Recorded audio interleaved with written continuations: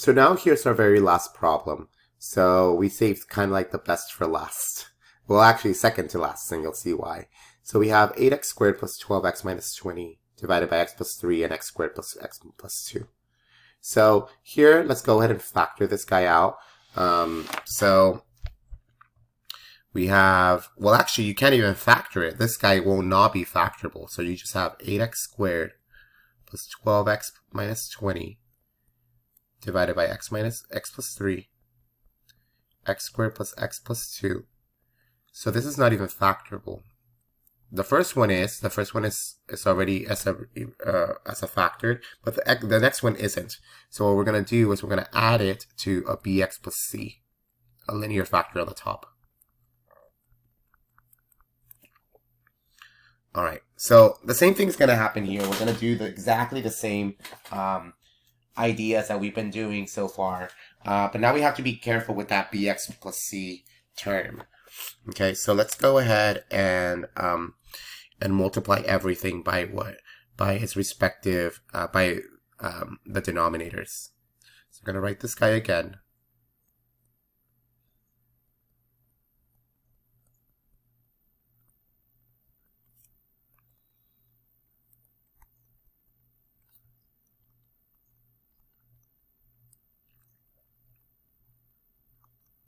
And now what we're going to do is we're going to multiply everything by the denominator.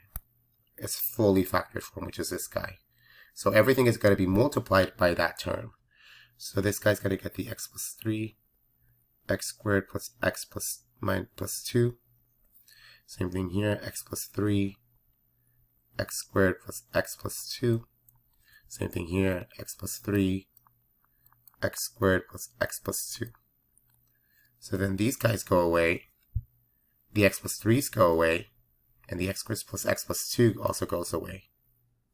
So what I'm left with is just the 8x squared plus 12x minus 20 is equal to, we're left with the a x squared plus x plus 2, and then plus bx plus c, I put this in parentheses, and then an x plus 3.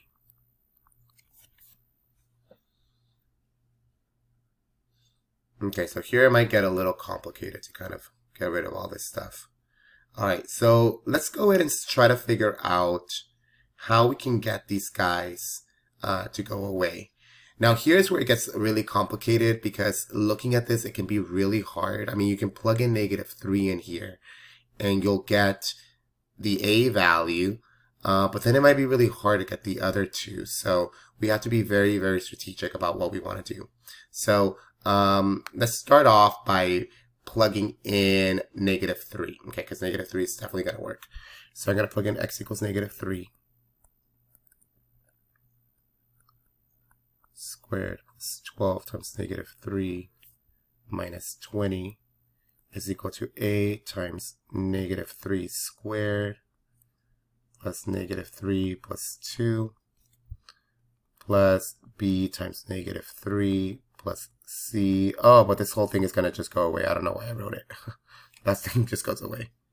Okay, so let's go ahead and do the other side. A times -3 squared plus 12 times -3 minus 20.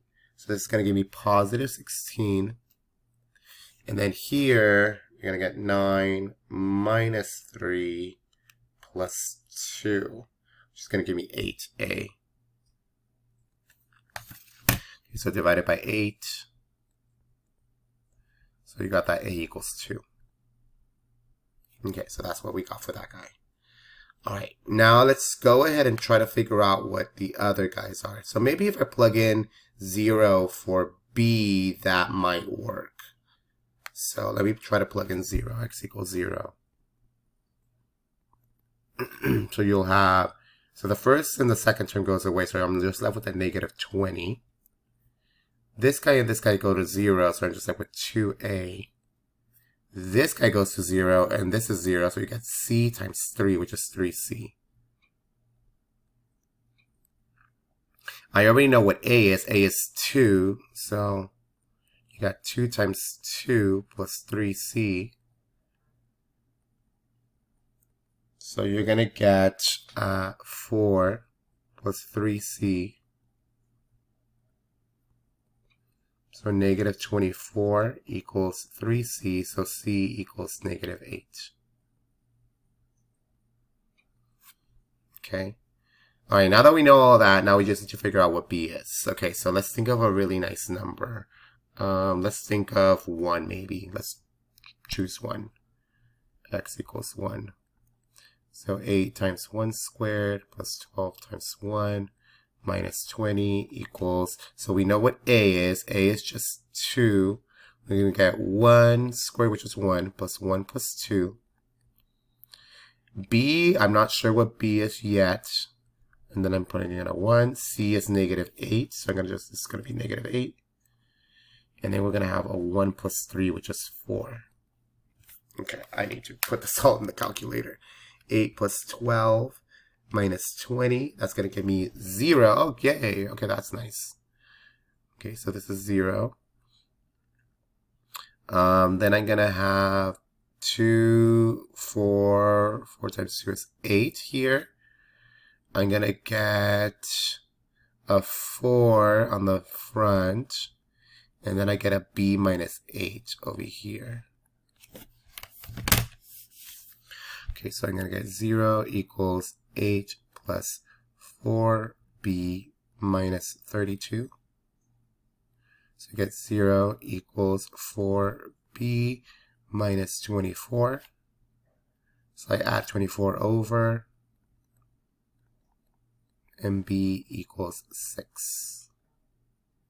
All right, so that means my answer in this case is going to be a, right? A over x plus 3, which is going to be 2 over x plus 3, plus bx, which is 6x, plus c, which is negative 8, divided by this irreducible factor.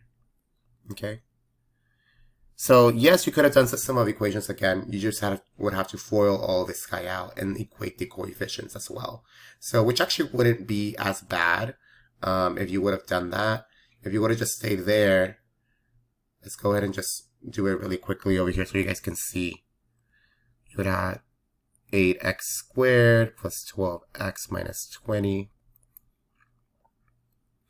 If you would have FOILed everything out, you would have got ax squared plus ax plus 2.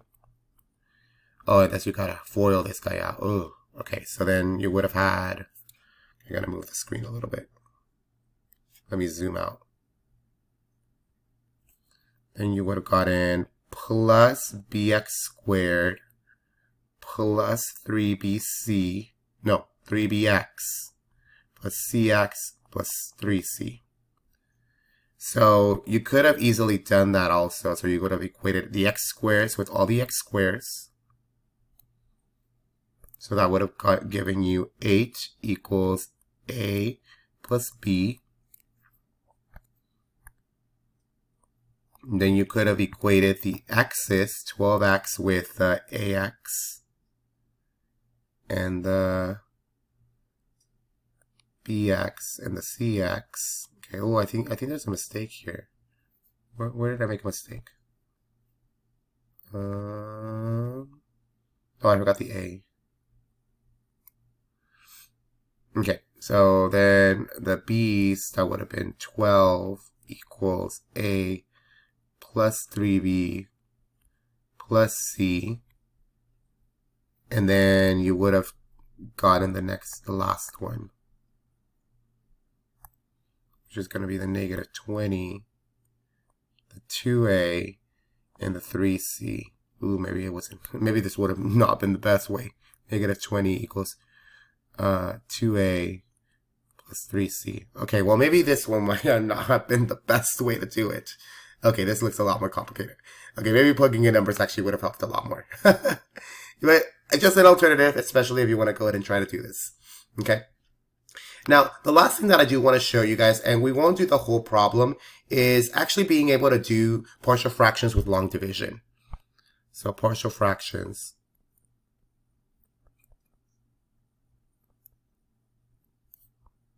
with long division. And we've been seeing that we can only do partial fractions when we have just a function or a rational equation with when the degree of the numerator is less than the degree of the denominator. Okay, so all those methods that we learned has been when the degree of the numerator is less than the degree of the denominator. So we use long division when the degree of the numerator is greater than or equal to the degree of the denominator. That's when we use long division. Okay, so this can prove to be a little bit more complex because we have that additional step that we gotta do. But let me just quickly show you how exactly it would work. So let's say you wanted to use partial fractions on something that looked like this.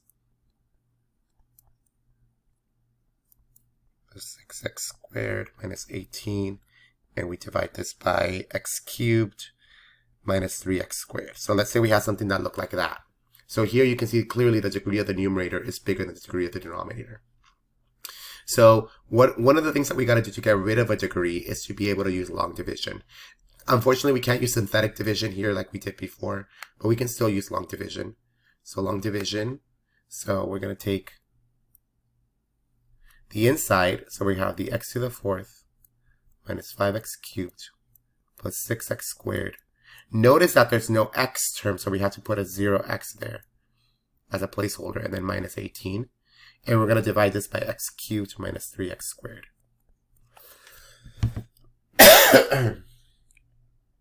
Okay, so now the first thing that we want to do is we want to get rid of that x to the fourth. So remember, we're going to multiply this by an x. Okay, so multiplying by an x, you're going to get x to the fourth. And then minus 3x cubed. And remember that what we're going to do afterwards, every single time that we move it over, we're going to change the sign. So this changes to a minus and then a plus. This goes away, and I'm left with a negative 2x cubed. Now I'm going to bring down the 6x squared. All right, and now we got to think, what can we multiply this guy to get rid of the negative 2x cubed? Well, it's going to be a negative 2x. Or no, actually just a negative 2. Okay, so negative 2. So then you're going to get a negative 2x cubed. And then a positive 6x squared. Okay, so we're going to end up with that. All right, so now this guy, we're going to go ahead and change the sign. So this is going to be positive. It's going to be negative. So both of them go away. So 0.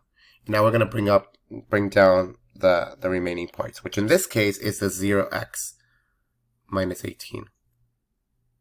So we just are left with a 0x minus 18. So this guy is just left by its little lonesome. Okay. Now notice this is just gone. We just have the negative 18. So basically we can rewrite x to the fourth minus 5x cubed plus 6x squared minus 18 divided by x cubed minus 3x squared as x minus 2, right? Plus the remainder term, which in this case is negative 18, all over x cubed minus 3x squared. Okay? And now that we have this term is just going to stay here. So this one stays, and then you can use partial fractions here, which is basically everything that we've been doing, right? So basically taking negative 18 over x cubed minus 3x squared. Go ahead and break this up and factor it first. So we can take out an x squared, and we're left with an x minus 3. And then you can just see that this guy is just going to be a repeated. So it's going to be a over x, b over x squared. That's the first term. And then we just got the x minus 3 by itself. Okay. So if you want to go ahead and do that, you can go ahead and do it. I will tell you kind of what you end up getting. So you end up getting a equals negative 2, b equals negative 6, and c equals 2. Okay. So our final answer in the very end, the partial fraction will be, well, we got that x minus 2 as a remainder, and then a plus, and then this guy we did partial fractions on, which is going to be this guy. So we're going to get negative 2 over x plus negative 6 over x squared plus 2 over x minus 3. Okay, so if you want to go ahead and just practice a little bit more with partial fractions, you can use partial fractions with this problem as well. Okay, so that's basically it for partial fractions. Again, this topic is used heavily in Calc 2, so you will have to do this thing before we do the calculus part. So being able to just at least see it and being able to know what the process is will be really helpful for you when you get to Calc 2.